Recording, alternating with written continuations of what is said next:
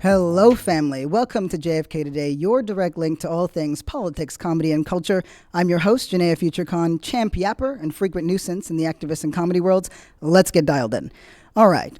So, first of all, I miss you. We missed an episode because it was some sort of federal thing, and I'd like to think that the CIA was involved and they took me away from you, but don't worry, we are back. And I would have missed the time anyway because I was stuck on a flight because Boeing workers are on strike, I bet, and all power to them. I'll sit on a tarmac for as long as it takes. Let's do this. Okay. So typically I get to hone in on very specific moments or, situations on the overview. In this, I will, but the overview is a bit weirder this time. I'm going to be talking about cultural appropriation, and we're going to be talking about something called post-reality-ism or something. We'll figure it out, but don't worry. Just trust me, this is going to be a good one, but first, some quick hits. Kamala Harris is headed to Fox News. She is going to do her and I think maybe the first time in a long time, a Dem has agreed to a first ever sit-down interview with Fox News like this. She's already been on a few of these shows. She's been doing the rounds. So, is this a good thing, right? Is it a good thing for Kamala Harris to sit down on Fox News right now, knowing what Fox News is? So ultimately, obviously, this is a show of faith that she is doing to assuage conservatives. You know that she's been talking about having conservatives in her administration.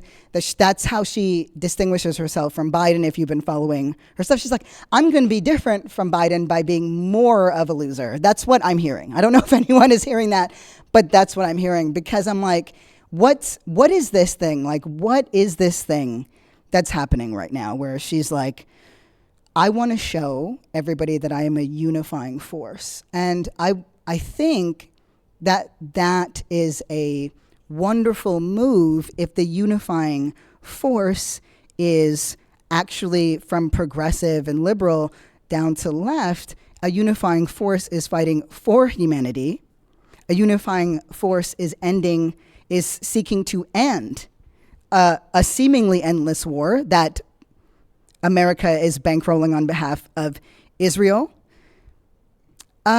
Unifying would be listening to the political body that can secure her this win. And I think what's frustrating me is the chase for these mythical conservatives, right? It's like she's referenced Cheney. She's referenced McCain, right? These are people that and I'm like, who is writing this strategy? Did you fire all the millennials and Gen Z people from your team? Because for a minute you had us. For 1 minute you had us, right? Because I'm just like, have you seen Fox News lately? Like, can we just be really real? Hopefully, if you've listened to some of the other episodes, you know that the Rupert Murdoch and his children are having a battle over the future of Fox News. In the court system, they are going at it. Rupert Murdoch wants Lachlan to keep Fox News evil. And the benevolent billionaires, the benevolent ones, they're the ones who are going to change Fox News for the better. And I poke fun at it because I just hate the fact that we're at the mercy of like the whims of billionaires. But if we are, in fact, at their mercy, I'm like, please, God, let there be one decent. Give me one more Mark Cuban just for like 5 minutes. And I know that 8 of you at least right now are like, here are 30 horrible things about Mark Cuban, but I don't know them yet.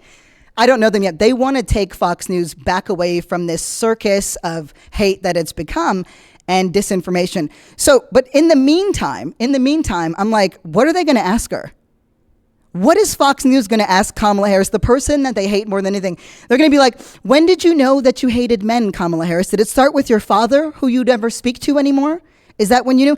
As you grew up, did you meet the other apes in your family? What are we doing? What are we doing? Look, I should add, because my job is to inform you, that the person who's interviewing her is Brett Bayer, or whatever. I don't watch Fox News, but he's a chief political anchor and one of the few very prominent people on Fox News whose identity isn't explicitly associated with conservative commentary. So they did do a little bit of their due diligence, but I prefer my story. I prefer my story mainly because of this, right? This like stop chasing this mythical conservative that's going to secure you the win. It's not, what it feels like is that Kamala's administration, Kamala Harris, and establishment Dems in general are very much in denial about the state of America, which we're going to get into, this kind of post-reality thing, right? I'm sure there's a better term. I probably wrote it down somewhere, but we'll get there. And it has everything to do with fascism. So for me, I'm like, stop chasing the mythical conservative and engage with the proletariat leftist base. That's starting with Gaza, right? And an arms embargo. Let's just be clear, a flat out arms embargo. And that ends, and I'm using end because it's cute in a sentence, not because it should end there, but with the lunacy around treating immigrants and migrants as a red herring, even as our foreign policy ensures that people must leave their homes, right? Which we've cited in a lot of episodes like this. And remember, in other episodes, we have talked about the fact that there is now quantifiable proof that trying to engage in this mythical unicorn right-wing platform and lefties running on right-wing platforms is a losing strategy. Harris is running out of time to unify the progressive to left base. And that is the only way to ensure her victory. Could she eke it out differently? Sure she could. I'm sure she could. But is it in the bag? Absolutely not. Absolutely not. And to further emphasize the point, right? Trump just said on Monday that he intends to use the Army, the U.S. Army, on, quote, enemies on Election Day. This was his exact quote. I think the bigger problem are, first of all, just for all my English nerdies out there, that's what he said. I think the bigger problem are, that's his direct quote, I think the bigger problem are the people from within. We have some very bad people. We have some sick people, he said on Fox on Sunday morning on this Futures program. Okay, yeah, that just happened on Sunday, sorry. So it should be very easily, it should be very easily handled by, if necessary, the National Guard, or if really necessary, by the military, because they can't let that happen. This...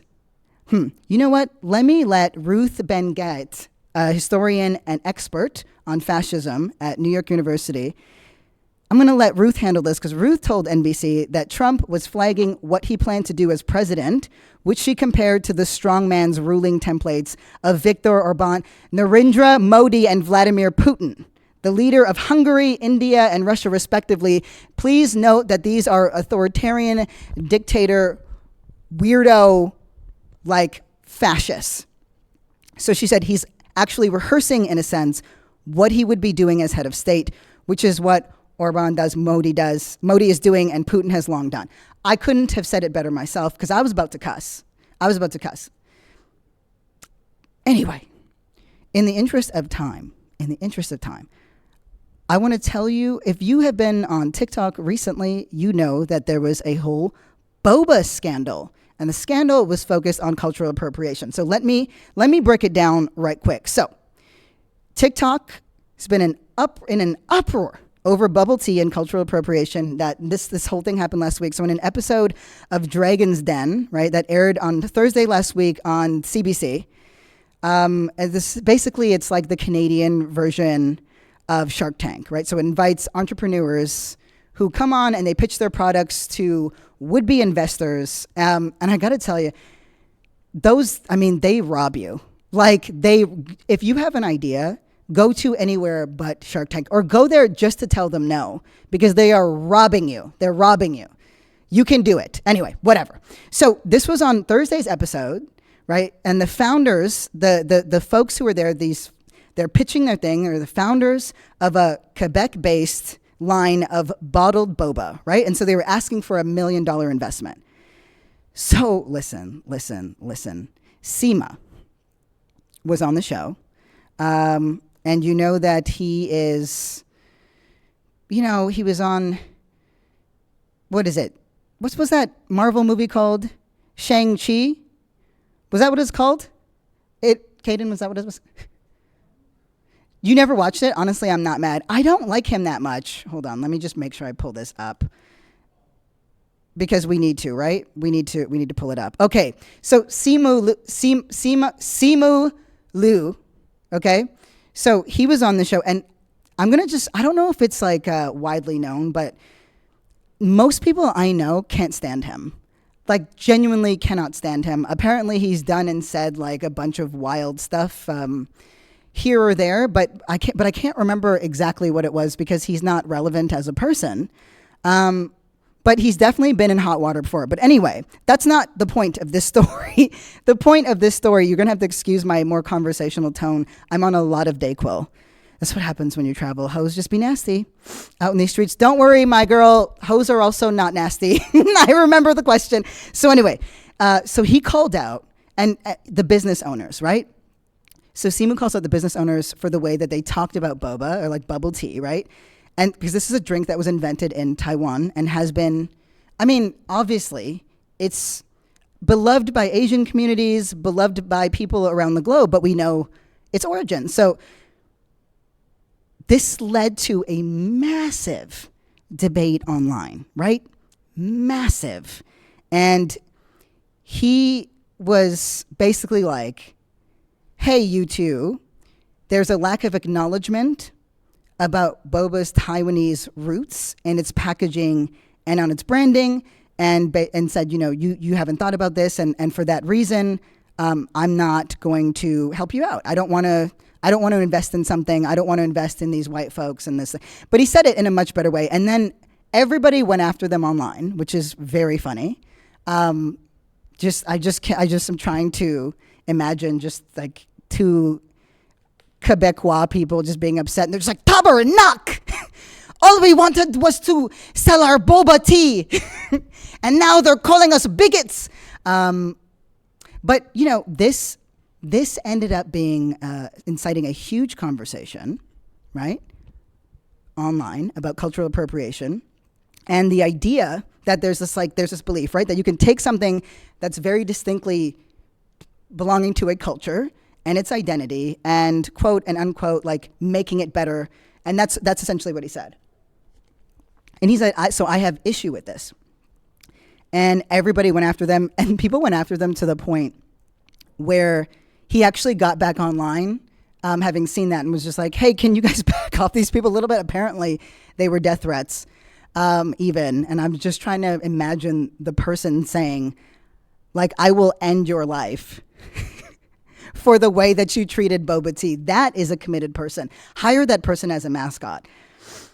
I mean, if you're going to go that route, go all the way. But anyway, here's the question, like, is it cultural appropriation, and to what extent does cultural appropriation matter? And this is something that I have a bit of a controversial take on, and it's why I saw this as an opportunity, not just to bring you the cultural news that you deserve, but to really, you know, like, is cultural appropriation important? Does it matter? Should we care? And how much should we care? Because this has happened over and over again. White folks open up a restaurant and it's Asian fusion, or, you know, they're making a recipe of this kind of, what's cultural exchange?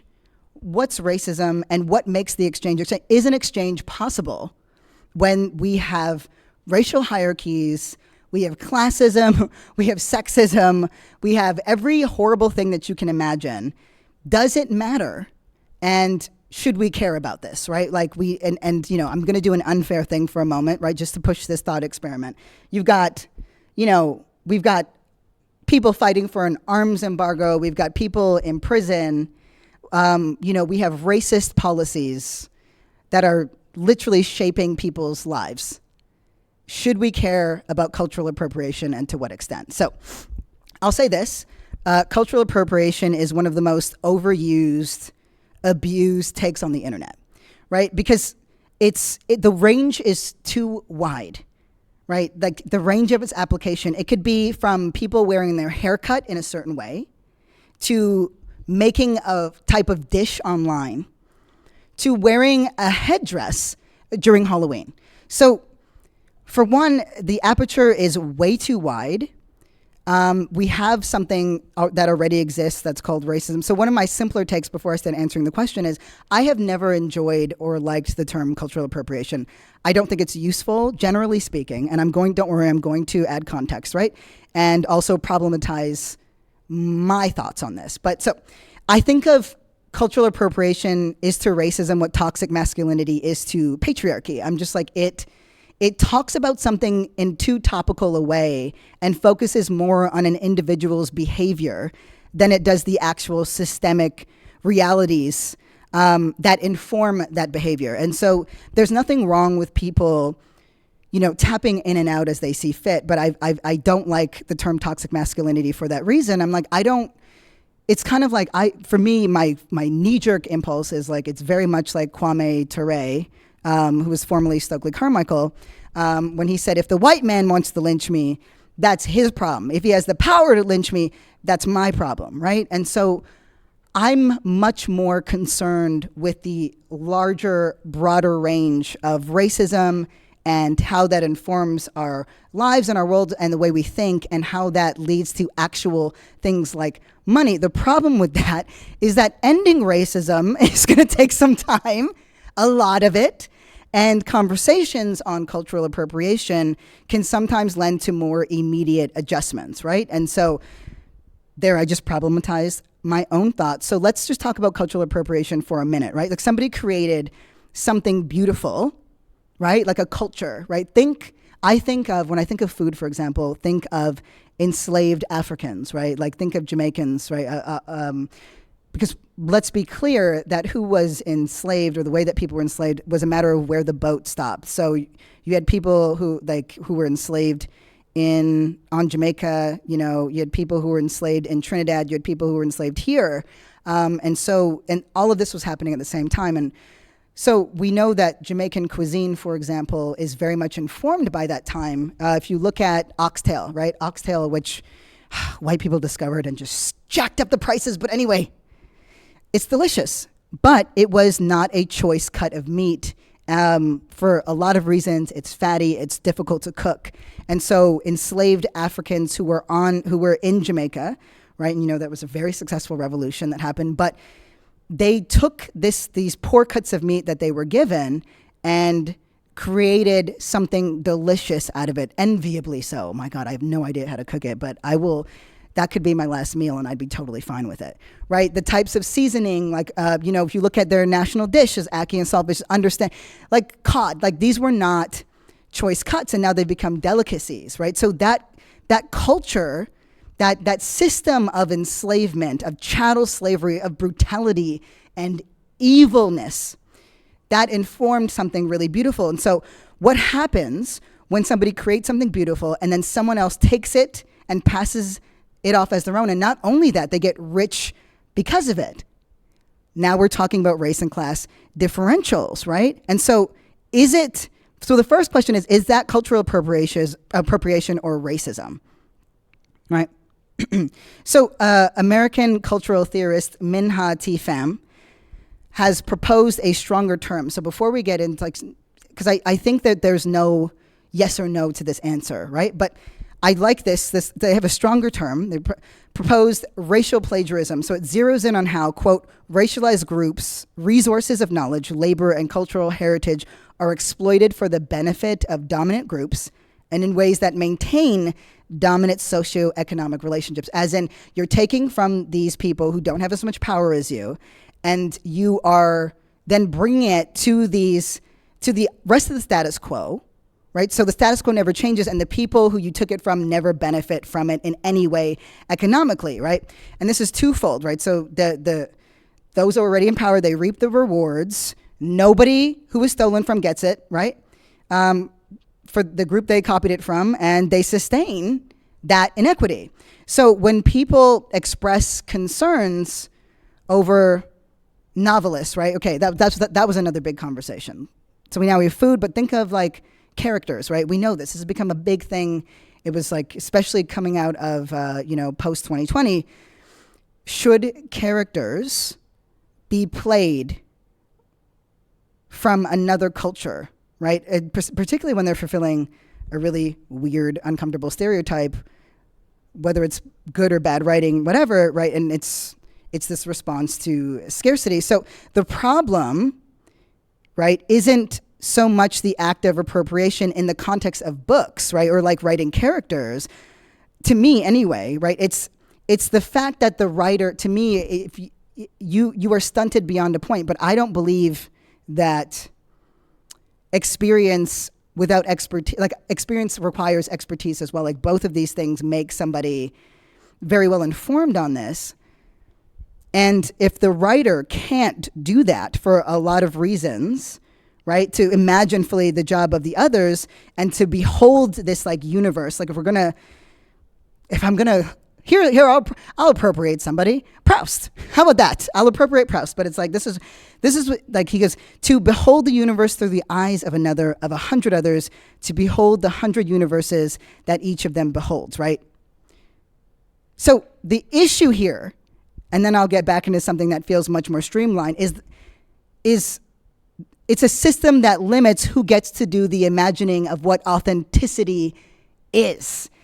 You see where I'm going with this? Okay, so how do we get past a hierarchy of colonialism, of exploitation, and to this idea of, cultural exchange? Because that's typically the defense, right? What is cultural exchange? Well, it's like, I know a lot of white folks who are poor and they grew up in the same neighborhood as me and they sound like me.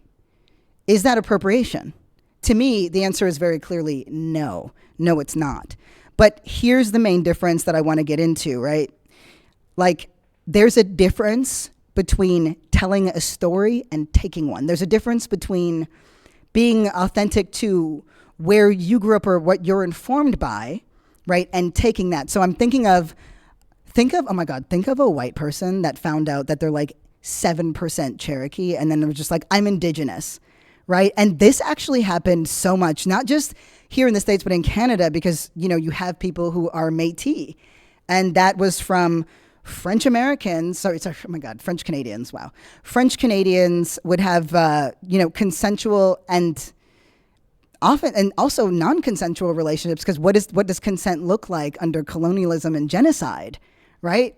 But so the origins of Métis people are people that are mixed race. And so there was almost like an epidemic of people who were claiming indigenous ancestry. We see this constantly all the time. Some new scholar is just like, whoa, I thought that person was indigenous, right? And you'll have to excuse, because I told you I'm on a lot of Dayquil, but I think you're following. What do we do in that case? Like, is that cultural appropriation? What is the difference there? If somebody realizes that they actually have blood ancestry. And so what indigenous peoples did was they set new terms of engagement.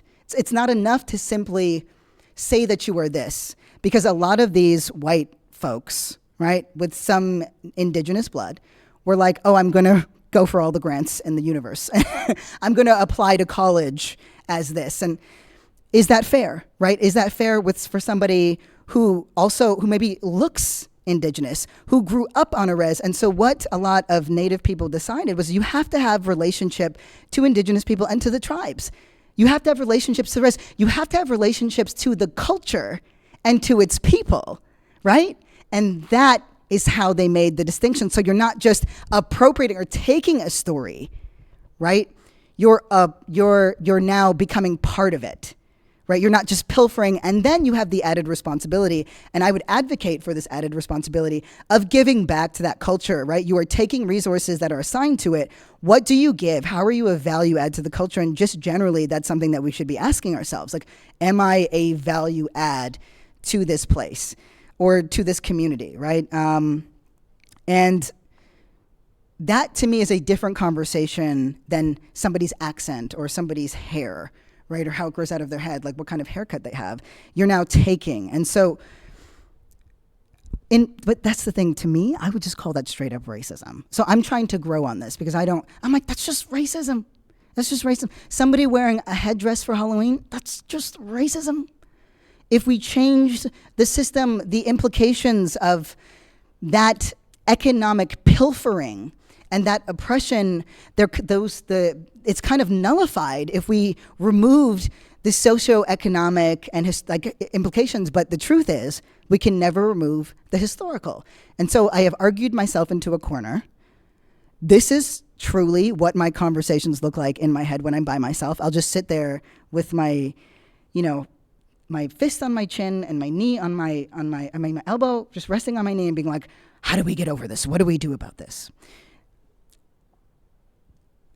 So what do we do? How do we get to the fact that there's cultural plurality, right? That we know that when the Kardashians decided that booties and braids were cool, everybody ran with that, except if black girls were doing it, it wasn't. And when black girls were doing it, it wasn't. And we still have racist policies that control the hair on the head of black students everywhere, boys and girls. We have locks or braids or color. These are things, and I'm like, actually, I just thought of a joke, which is hilarious. Do you know that white people are the only people that have preferences based on hair color and eye color? Like, nobody else does. I love a blonde. I just love a brunette. I'm like, there's a lot of emphasis on color in your communities, but for us, we'll do whatever. Queers too, they'll just dye their hair. Just live their life. So this is what Han writes, an idea of cultural plurality that took its bearings from the protection of species could only succeed by introducing artificial enclosures. It would be sterile. And I'm just like, okay, I hear this and I understand it, but we're not going to be doing what's that movie? Oh my God. What's that movie? The Truman Show. We can't do these kinds of experiments or whatever, but I'll just switch this one other thing, and I promise this is the last example I'll get. Look at fashion, right? I just referenced the Kardashians. What happens when, fashion is one of the highest forms of art. I love fashion. I think that nothing should be off the table, generally speaking. But what happens when a fashion designer, is like, oh yeah, white people with dreads. A hideous combination for sure. But it's happened. It happens still. I've been to Australia. I know what I saw. Is that cultural appropriation doesn't matter. And okay, I'll just say this, right? Because we gotta get somewhere with this conversation because I gotta move on, right? But let me just say to what Han concedes, which is like having lively cultural exchanges means that things spread, but also that certain forms of life disappear. I like this because. And again, you're in my brain trust and we're just going on. I would say this. Here's my conclusion. I will always find myself very uninterested in the idea of cultural appropriation when it comes to things like food, when it comes to things like hair, when it comes to things that feel too small and too micro to affect any real systemic change or implications. But when the person isn't honoring or citing their sources, so to speak, right? That's just theft. And we know that can happen with race and happens all the time. So, but to me, that's racism and not cultural appropriation. But now I'm back in the corner. Okay. That is where I am not interested. I think what Simu said about, the fact that they didn't acknowledge where it came from at all, that's just weird. That's weird. I don't know why they wouldn't, but I do know that if they put it on the packaging, that people would still say that it was appropriating. And maybe they shouldn't. But I don't know where that ends or begins. I think we're always going to be annoying and running into this like wall of, this is cultural appropriation. This is not cultural appropriation. This is or this isn't. Like, is blackface cultural appropriation? No, it's racism. Is wearing a headdress cultural appropriation? No, it's racism. And I think that maybe we need to like close the aperture on it. I think it's being overused and that racism is being underutilized because we don't want to be the annoying people who are just like, that's racist. You shouldn't do that. I'll end with that thought. But where I'm really paying attention, and this is where I think Simu had the right idea, is that the profit thing that's the thing that makes it matter more to me.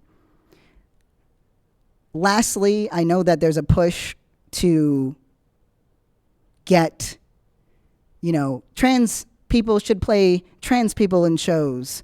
We can only write about this character. And I'm like, well, that would that apply both ways or would it apply one? Should James Baldwin have never written Giovanni's Room?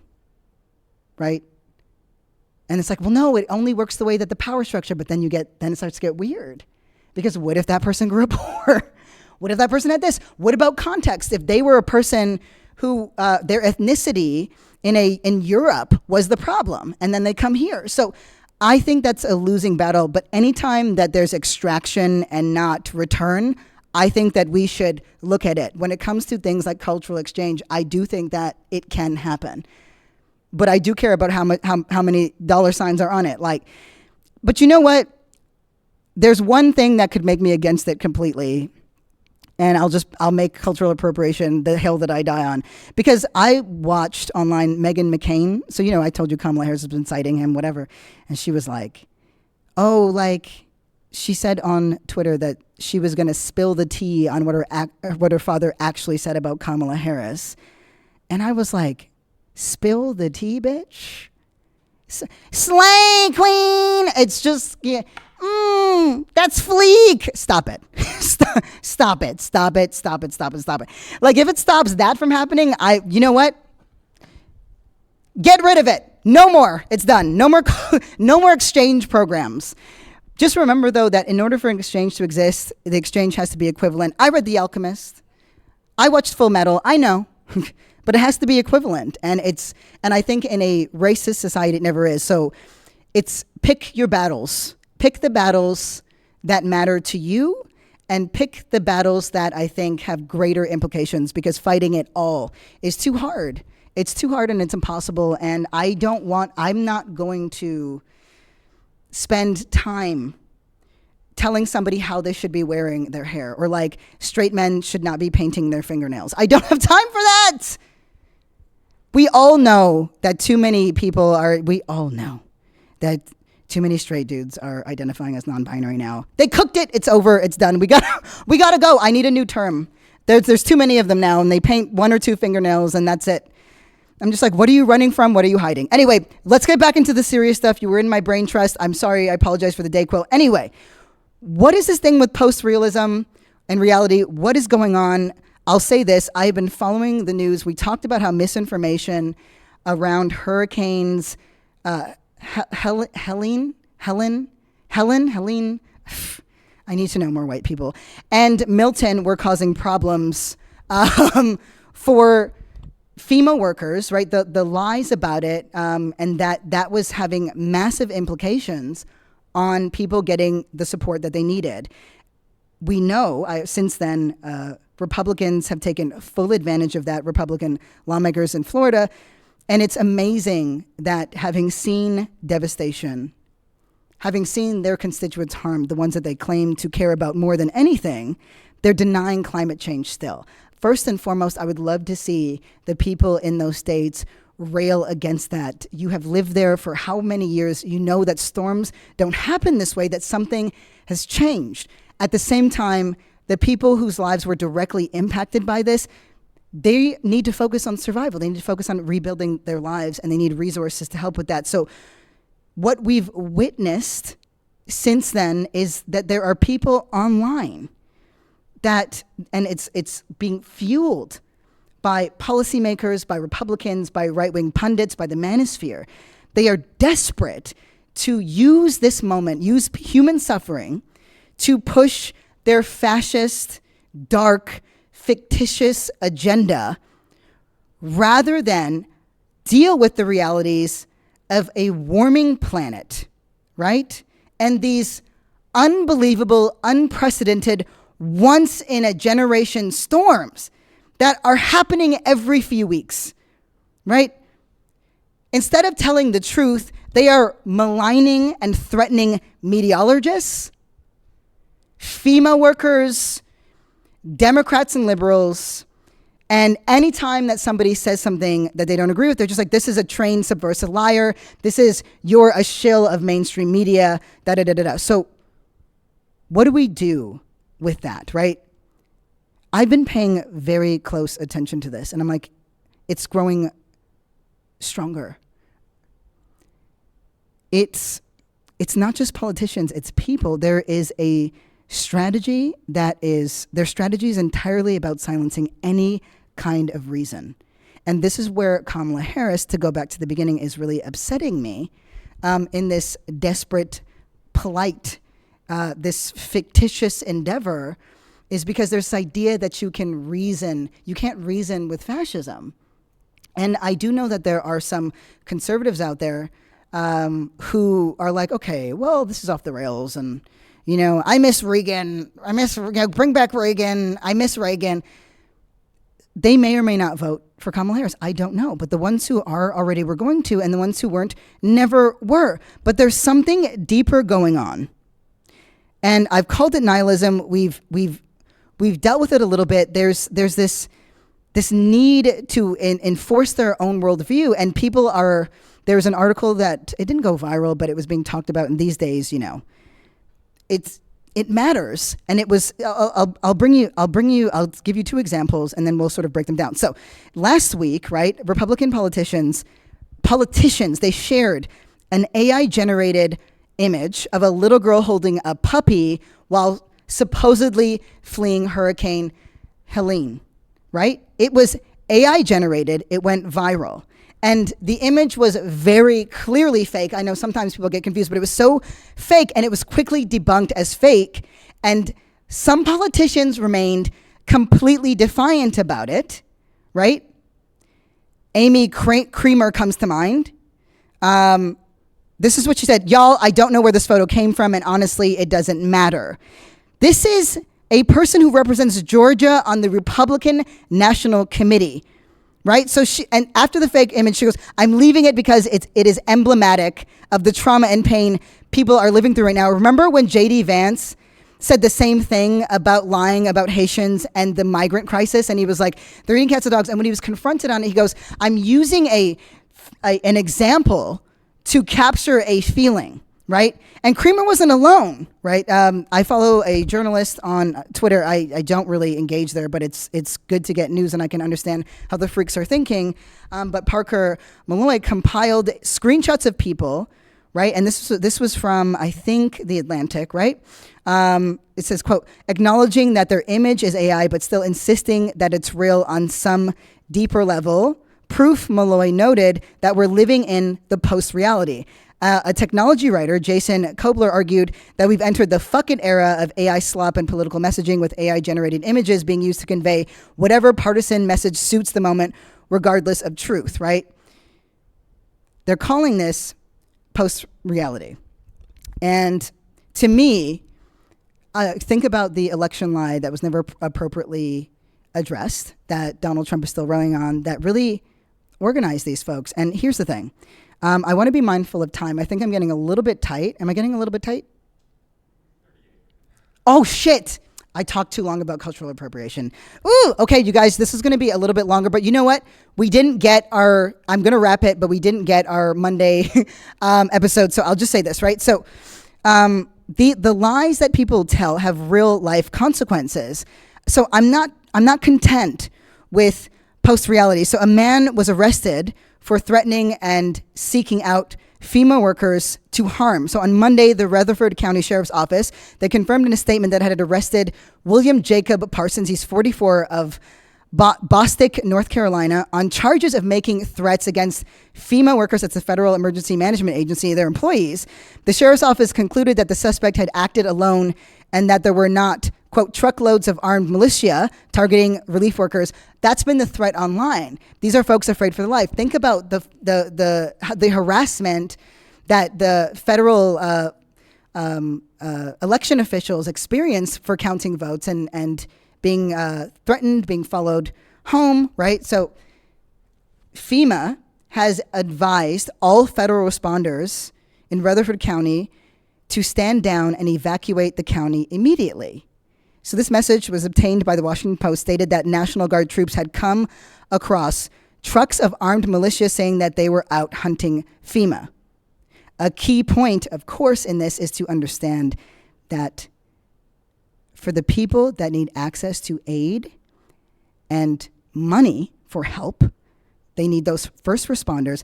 They're getting less of that than ever because people are afraid. Think about 9/11 as an example, right? I want to capture how things have changed. I'm going to be so brief, but think about how 9/11 happened. Fuck, I knew I shouldn't have talked about cultural appropriation. I don't even find it that interesting. 9/11 happened. There were conspiracies abound, right? Everybody was like, this is an inside job. It's this, it's that. It was these people. It was these people. But it didn't interfere with life-saving work that was needed on the ground. It didn't interfere with the first responders. They were not experiencing threats. And of course, I don't want to remove the fact that obviously there, the phantom Arab is something that can unify many people across America. But largely, right, there was the same kind of ilk that were saying it was an inside job. They just didn't have the kind of power that they have now. Just think about that for a moment. Okay, so Michael Caulfield, an information researcher at the University of Washington, argued that the primary use of misinformation is not to change the beliefs of other people at all. Instead, the vast majority of misinformation is offered as a service for people to maintain their beliefs in face of overwhelming evidence to the contrary. And that's it. You cannot reason with fascism. And part of this, it goes down back always to our original sins. If you don't deal with lies, the lies that we make and the myths that we make about other people, lies will abound. So I don't want to popularize the term post-reality, but I can tell you this, right? We still have to fight things, right? Because when the lies run rampant, everything else starts to go with it. We know that racism, transphobia, Islamophobia, anti-Semitism, they rely on lies and fiction. So no, we cannot reason with fascism. It's not. And actually, Frantz Fanon has a brilliant article that talks about how trying to reason with the illogic and the irrational is what makes us go nuts, like as Black people. And I think that it can apply to a lot of folks, but it was one of the most moving things because obviously, and you can remember this when you were younger, think about it. The first effort that we try to make is to negotiate with the racist ideas. You try to negotiate with it. You try to compromise with it. You think, okay, if I change my hair, if I change the way I talk, if I change the way I dress, then maybe I can fit in differently. If I also say I hate these people, if I laugh at these jokes, you try to negotiate with it, but it is illogic in action. And that makes us physically ill. The thing I'll tell you as somebody whose job, over the last, decade plus of activist work, having spoken at this point to tens of thousands of people, sometimes at one event, I've been in rooms with every kind of person. I'll just say, and I've been in arguments around dinner tables with every kind of person. Always, I try to identify very quickly whether or not the person has an emotional relationship to whatever the lie or myth or information they're presenting is. And then I try to gauge whether or not that emotion is one that behooves engagement or that feels threatened by it. A person, so many people have a vested interest and emotional attachment to Donald Trump being a savior, being a good guy, being, or maybe even being evil. Like they have an emotional attachment to it. And they might follow him still, regardless of whatever that is, because he's fulfilling an emotional need. And when somebody does that, they are not movable. You can plant a seed and you can move on. So how do we proceed with this? I'm not going to accept post-reality. I think it's part of fascism because what the fascist 101 agenda is to say only what I say is the truth. And what I say is the truth that can shift and change. I think if we start moving into this, we're living in a post-reality and, it's like post-colonialism. It's like, no, we're not. Colonialism, its impact, its shadow is quite long. It still shapes things. Anyway, I got to wrap this. I hope that this was useful, but this article went big and I thought this is a moment to really ground down as we get into news for this week. And this is what happens when I get one extra day to think and to feel and to get sick. I just lose it. Anyway, I'll just end it there. We got to hit the VMs. You know what? Maybe we should save the voicemail. Maybe we should save it. Yeah. You know what? In the interest of time, I'll save it. I'm going to save this question and I'm going to save the questions because I think that they could be good. I'm so sorry if that's something, but I'm like, I yapped your ear off. You got a more unhinged version of me than usual. I hope that satisfies your itch. You have been on my mind, all of you. So you know what?